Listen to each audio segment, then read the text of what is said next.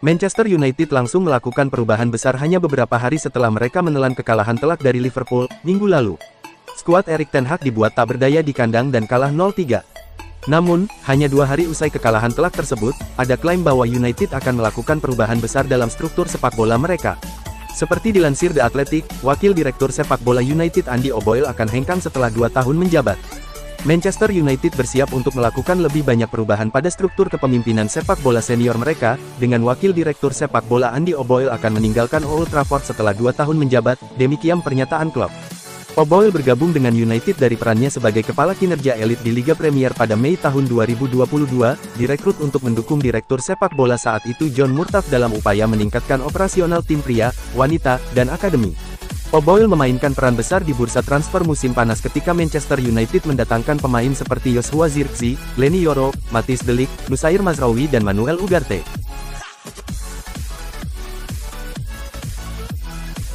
Ex-penyerang Manchester United, Mason Greenwood, didapuk sebagai pemain terbaik Ligue 1 meski baru pindah ke Marseille pada musim panas 2024 ini. Mason Greenwood langsung menjadi andalan lini serang Marseille. Roberto De Zerbi selalu menjadikannya starter. Kepercayaan De Zerbi dibayar tuntas oleh Greenwood. Hanya dalam 3 laga, ia mencatatkan 6 GA. Ia mencatatkan 5 gol dan 1 assist dari 3 laga tersebut. Rinciannya, 2 gol dan 1 assist lawan Stade Brestois. Kemudian Greenwood mencetak 1 gol saat melawan Stade Reims. Terbaru, ia mencetak 2 gol lagi saat Marseille duel lawan Toulouse. Mason Greenwood sekarang ini menjadi top skor sementara Ligue 1 2024/2025 dengan raihan 5 gol. Pesaing terdekatnya adalah bintang PSG, Bradley Barcola. Performa yang tajam ini membuatnya dipuji oleh jurnalis RMC, Daniel Riolo. Ia mengklaim Greenwood sekarang pantas disebut sebagai pemain terbaik Ligue 1.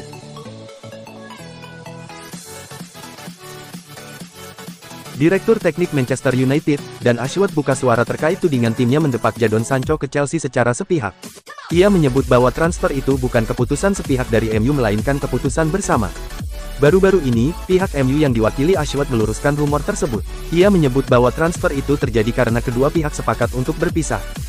Kepada Manchester Evening News, Ashworth menepis kabar bahwa MU melepas Sancho secara sepihak. Ia menyebut bahwa Sancho pindah ke Chelsea juga karena keinginannya sendiri. Kami saat ini tidak berada dalam posisi untuk mendepak pemain dari klub. Jadi kabar itu tidak benar, ujar Ashworth. Dia punya keinginan untuk menjajal kesempatan bermain di Chelsea. Hal ini sama seperti Scott yang ingin menjajal kesempatan di Napoli atau seperti Aaron yang ingin mencoba bermain di West Ham. Lebih lanjut, Ashworth juga menegaskan bahwa keputusan Sancho pindah ke Chelsea itu adalah keputusan bersama. Ia menyebut bahwa kepindahan Sancho itu menguntungkan semua pihak jadi ia merasa transfer ini tidak perlu dijadikan polemik. Ada informasi menarik terkait Manchester United di musim panas ini. Ada satu transfer yang diinginkan Erik ten Hag yang tidak dikabulkan Manchester United. Talksport melaporkan bahwa seharusnya ada satu pemain lagi yang bergabung dengan United. Siapa gerangan dia? Menurut laporan tersebut, pemain yang diinginkan Erik ten Hag itu adalah Sofyan Amrabat. Gelandang Fiorentina itu musim lalu membela MU dengan status pemain pinjaman. Namun di musim panas ini ia dikembalikan ke La Viola. Ten Hag dikabarkan menyukai pemain timnas Maroko tersebut. Ia meminta manajemen MU untuk mempermanenkan sang gelandang di musim panas ini. Namun laporan tersebut mengklaim bahwa permintaan Ten Hag yang ini tidak dikabulkan oleh Dan Ashworth. Direktur teknik MU itu menilai bahwa Amrabat tidak layak dipermanenkan, karena musim lalu ia rentan mengalami cedera dan performanya sangat tidak konsisten. Selain itu mahar transfer yang diminta Fiorentina untuk sang gelandang dirasa terlalu mahal untuk pemain yang kontraknya tersisa kurang dari 1 tahun. Jadinya MU tidak mendatangkan sang pemain. Manuel Ugarte buka-bukaan terkait keputusannya bergabung dengan Manchester United. Ia menyebut bahwa ia pindah ke Old Trafford karena ia merasa Setan Merah adalah klub yang tepat untuknya. Kepada MU TV, Ugarte buka-bukaan mengapa ia memutuskan pindah ke Manchester United. Ia menyebut Setan Merah adalah klub top dengan sejarah yang kaya, sehingga ia menilai pindah ke MU sebuah langkah yang bergengsi. Pertama dan terutama mengapa saya pindah ke klub ini adalah karena sejarahnya. Kita semua tahu betapa besarnya United, klub ini adalah salah satu klub terbaik di dunia, ungkap Ugarte. Lebih lanjut, Ugarte menyebut alasan lain mengapa ia pindah ke MU karena ia ingin merasakan atmosfer istimewa yang diciptakan oleh para fans United. Saya berbicara banyak dengan Facu Pelistri sebelum pindah ke sini dan ia memberitahu saya segalanya. Ia cerita mengenai atmosfer luar biasa yang tercipta di Old Trafford saat ada pertandingan di sana, sambung Ugarte. Itulah mengapa saya sangat antusias bergabung dengan klub ini. Saya ingin merasakan bermain di stadion legendaris United sebagai pemain klub ini dan saya ingin merasakan dukungan langsung supporter, pungkasnya. Bruno Fernandes secara terbuka mengakui bahwa Manchester United sekarang sulit untuk bersaing merebut trofi. Target juara terlalu jauh untuk MU yang belum tampil cukup konsisten. Nah, kesulitan MU di awal musim ini sudah cukup menunjukkan bahwa mereka mungkin sulit bersaing merebut trofi di akhir musim nanti. Skuad MU tidak cukup kuat dan tidak cukup konsisten. Sebagai kapten, Bruno Fernandes pun tidak segan mengakui tersebut. Dia tahu bakal sulit bagi MU untuk bersaing merebut trofi Premier League. Ya, saya sungguh menyadari bahwa Manchester United yang sekarang tidak siap untuk menjuarai Premier League, ujar Bruno Fernandes kepada DAZN. Memang MU masih bisa berjuang di kompetisi domestik yang lain, ada Carabao Cup dan FA Cup. Ten Hag sudah membuktikan diri bisa mempersembahkan trofi tersebut dalam 2 tahun terakhir. Kami memang berjuang untuk meraih gelar, tapi ada pula target konkret dan nyata, yaitu mencoba finish di 4 besar, finish di posisi untuk memungkinkan kami lolos ke Liga Champions, lanjut Bruno. Meski begitu, masih banyak yang harus ditingkatkan untuk mencapai target yang lebih besar, dan untuk mengejar impian saya, yaitu menjuarai Liga suatu hari nanti, tandasnya.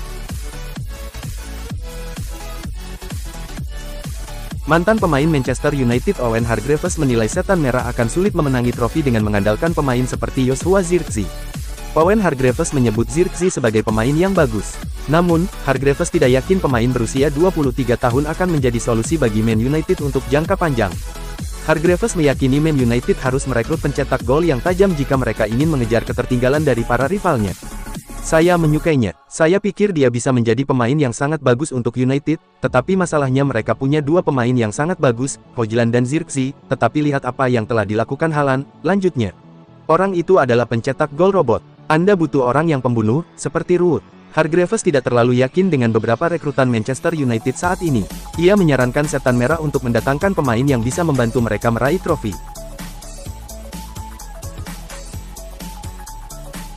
Erik ten Hag sedang dalam sorotan karena performa Manchester United dalam 3 pertandingan Premier League 2024/2025 berakhir tidak memuaskan.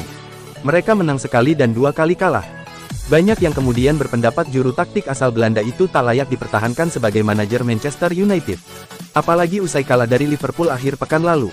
Namun, mantan pemain tim berjuluk Setan Merah, Andy Cole punya pendapat lain. Saya tidak terlalu peduli dengan segala omong kosong yang ada. Semua orang memiliki pendapat dan bisa mengatakan apa yang harus dan ingin dikatakan, kata Andy Cole, dikutip dari Tribal Football.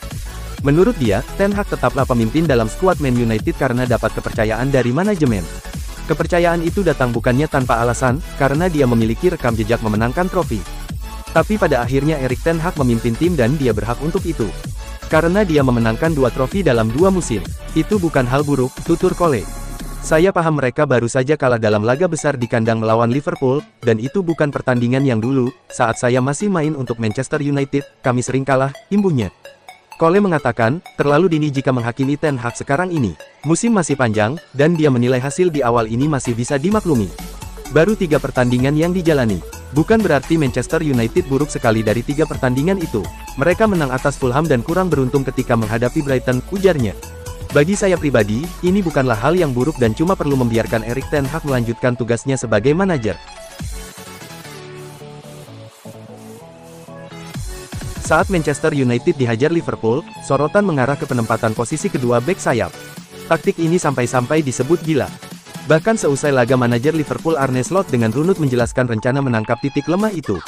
Mereka mendesak dengan seluruh 3 penyerang dan para gelandang siap menerkam gelandang MU yang turun menjemput bola. Hal ini sudah diperkirakan Slot karena ia melihat kebiasaan MU mendorong 2 bek sayap naik tinggi saat tim menguasai bola. Alhasil mereka mudah diisolasi. Sebuah taktik yang amat dipertanyakan oleh ex-gelandang MU Owen Hargreaves. Gol pertama itu umpan buruk dari Casemiro dan dia mendapatkan semua kritik.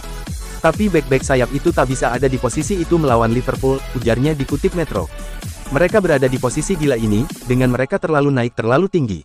Oke, itu umpan yang buruk tapi kemana 2 bek sayapmu melawan Liverpool? Gila, sih. Dan itu ya keputusan manajer. Mazraoui seharusnya berada di tiang jauh, tapi Diaz berakhir melakukan sontekan ke gawang. Tapi sekali lagi, itu tanggung jawab manajer karena dia bilang, saat kita dapat bola, kamu naik ke depan. Anda cuma bisa naik jauh ke depan saat punya penguasaan yang bagus dan mereka tidak punya itu pada gol-gol tersebut, imbuhnya. Bursa transfer Premier League dan mayoritas liga-liga top Eropa lainnya sudah tutup sejak tanggal 30 Agustus tahun 2024. Walau begitu, Manchester United masih berharap bisa melepas pemain langganan blundernya, Casemiro dalam waktu dekat. Melansir laporan Football Transfers, beberapa liga dunia memang tetap membuka bursa kepindahan pemain hingga mendekati pertengahan September. Alhasil, MU masih dimungkinkan menerima tawaran untuk gelandang kawakan Brasil. Selaras dengan hal itu, laporan HITC yang dinukil dari Football Transfers mengungkap Manchester United saat ini memang masih terbuka untuk menerima tawaran bagi pesepak bola berusia 32 tahun. Kebetulan, klub Turki Galatasaray diklaim punya ketertarikan konkret terhadap Casemiro. Mereka masih berpeluang membuat langkah sensasional dengan menampung gelandang Brasil dari Old Trafford, sebab bursa transfer Super League baru tutup pada tanggal 13 September. Hanya saja, Galatasaray mungkin harus putar otak demi memenuhi tuntutan finansial dari perekrutan Casemiro. Pasalnya, mereka juga sudah hampir meresmikan kedatangan Victor Osimhen dari Napoli dengan skenario pinjaman, dan setuju menanggung sebagian besar gaji sang pemain yang mencapai 11 juta euro. Gary Neville miris melihat Manchester United di awal musim Liga Inggris ini. Daripada benerin atap stadion, katanya, lebih baik benerin pertahanan dulu. Manchester United sementara duduk di peringkat ke-14 klasemen Liga Inggris dengan 3 poin dari 3 laga. Dalam siaran di Sky Sports, legenda Liverpool, Jamie Carragher awalnya lagi bahas kemenangan Liverpool atas MU lalu keluar dari topik membahas atap stadion Old Trafford yang sepertinya belum direnovasi. Mereka sudah benerin atap stadion belum ya? Tanyanya. Mereka harus benerin pertahanannya dulu, jawab legenda MU, Gary Neville dan membuat suasana jadi canggung. Pertahanan Manchester United tampaknya masih belum terlihat kukuh. Dari 3 laga di awal musim ini, mereka sudah dihajar 10 tembakan ke gawang atau rata-rata 3 tembakan ke gawang per laga. Kedatangan bek baru, Leny Yoro harus tertunda debutnya karena cedera di pramusim. Matthijs De Ligt pun sepertinya masih butuh waktu untuk beradaptasi. Permainan MU di area pertahanannya sendiri juga sangat buruk, cetus Gary Neville. Mereka harus bangkit sesegera mungkin. Kompetisi bakal sangat ketat dan manajer Erik ten Hag harus mengatasi masalah-masalahnya, sambungnya. Soal atap stadion Old Trafford yang bocor, musim lalu hal itu mencuri perhatian. Aliran air dari atap stadionnya yang bocor sangatlah deras, sampai-sampai mirip air terjun.